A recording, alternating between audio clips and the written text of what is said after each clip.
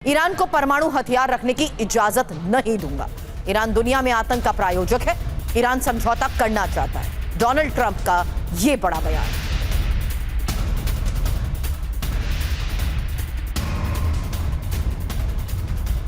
अमेरिकी संसद में डोनाल्ड ट्रंप का यह बयान। लेकिन ईरान ने विध्वंसक मिसाइल विकसित की है, यह बात डोनाल्ड ट्रंप ने कही। अमेरिकी ठिकानों तक पहुंच सकती है ईरानी मिसाइल। ईरान ऐसी मिसाइलें बना रहा है जिसकी रेंज अमेरिका तक है।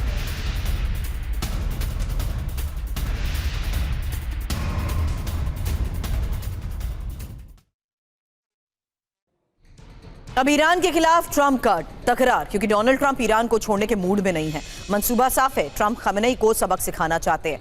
आशंका यह कि ईरान का परमाणु कार्यक्रम पश्चिम के लिए खतरा है और घेरेबंदी, जहां ईरान के चारों तरफ अमेरिका की मजबूत सैन्य तैनाती भी है। बात समीकरण की, क्योंकि ईरान पर हमला ट्रंप की घरेलू राजनीति के लिए भी मुफीद और आगे होगा क्या, ये एक बड़ा सवाल, क्योंकि ट्रंप ईरान के परमाणु कार्यक्रम को निशाना बनाएंगे। जून जैसा हमला होने की आशंका बहुत मजबूत है और इस बार अमेरिका ईरान को बड़ी चोट पहुंचाएगा। हालांकि ईरान का मिसाइल और परमाणु कार्यक्रम तबाह हो सकता है। अब मध्य पूर्व में अमेरिका की भारी सैन्य तैनाती को लेकर आज की खबर। 150 से ज्यादा फाइटर जेट मध्य पूर्व में तैनात। यूरोप में भी अमेरिका की भारी सैन्य तैनाती है और 17 फरवरी के बाद तैनाती में हुआ इजाफा। बता दें, 17 फरवरी को जिनेवा में अमेरिका और ईरान वार्ता हुई थी। अब वॉशिंगटन पोस्ट के हवाले से इस बड़ी खबर को लेकर क्या बड़े दावे किए गए हैं, क्योंकि अमेरिका की ईरान के खिलाफ घेरेबंदी और पूरी सैन्य तैयारी को लेकर एक और लेटेस्ट रिपोर्ट, जिसमें युद्ध बेहद करीब, अमेरिका वॉर रेडी।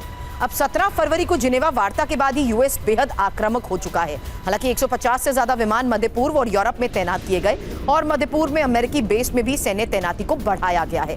युद्धपोत यूएसएस गिब्राल्फोर्ड ग्रीस के एक रेड द्वीप पर तैनात है। 27 फरवरी तक ग्रीस में ही यूएसएस गिब्राल्फोर्ड रहेगा। साथ ही 2003 के बाद मध्य पूर्व में ये सबसे बड़ी अमेरिकी सैन्य तैनाती है। इस बीच एक बड़ी खबर यह कि इजराइल में अमेरिका की बड़ी मूवमेंट हुई है। खबर यह कि बड़ी संख्या में फाइटर जेट्स की तैनाती हुई है। 11 F-22 लड़ाकू विमान इजराइल पहुंचे हैं। ब्रिटेन से ओबरा बेस पर जेट्स की तैनाती और मध्य पूर्व में ही करीब 150 लड़ाकू विमान भेजे गए हैं। तो अमेरिका की तैयारी पूरी। और अमेरिका की एक और मूवमेंट को लेकर यह खबर, जहां इजराइल में F-22 रैप्टर, युद्ध का नया चैप्टर। बड़ी बातें क्या हैं? ईरान पर हमले की आशंका और तेज हो चुकी है। अमेरिका ने इजराइल की सुरक्षा भी कड़ी की है और 11 F-22 फाइटर जेट इजराइल में तैनात हैं। वजह भी समझिए, क्योंकि ईरान से इजराइल पर हमले हो सकते हैं और अमेरिकी हमलों के जवाब में प्रहार भी संभव है। वार्ता से पहले ईरान पर दबाव की रणनीति। F-22 को लेकर यह खबर, उसकी ताकत जानिए, क्योंकि स्टेल्थ टेक्निक और सुपर क्रूज क्षमता इसकी और एयर टू एयर मिशन में यह माहिर है। AIM-120 और AIM-9 मिसाइल से यह लैस है। GBU-32 बॉम्ब गिराने में भी सक्षम है। अब USS अब्राहम लिंकन में गतिविधियां कैसे तेज हो चुकी है। हेलीकॉप्टर लगातार उड़ान भर रहे हैं। हर 30 सेकंड में फाइटर जेट्स की उड़ान को लेकर खबर।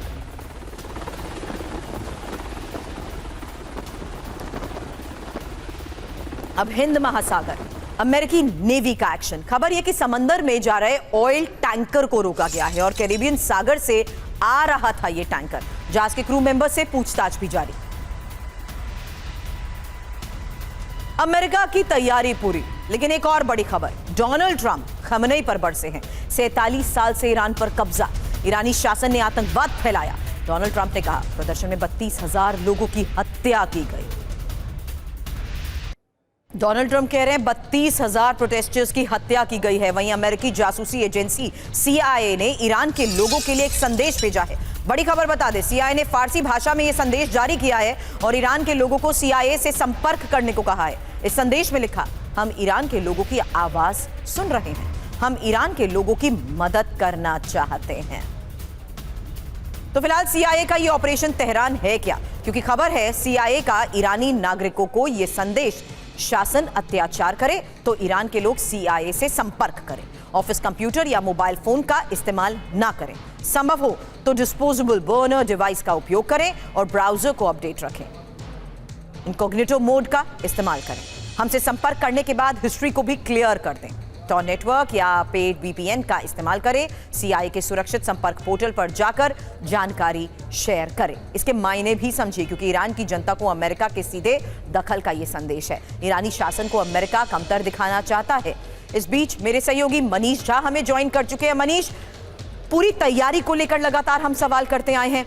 आज के डोनाल्ड ट्रंप के संबोधन में भी यह देखना जरूरी था कि इस संबोधन में अपनी संसद के बीच वो ईरान को लेकर अपनी मंशा कैसे जाहिर करते हैं, क्योंकि ये हम चर्चा करते आए हैं कि डोनाल्ड ट्रंप के लिए भी ईरान पर ऑपरेशन चलाना इतना आसान नहीं है। लेकिन क्या आज उन्होंने अपने ग्राउंड सेट कर दिए अपने भाषण में?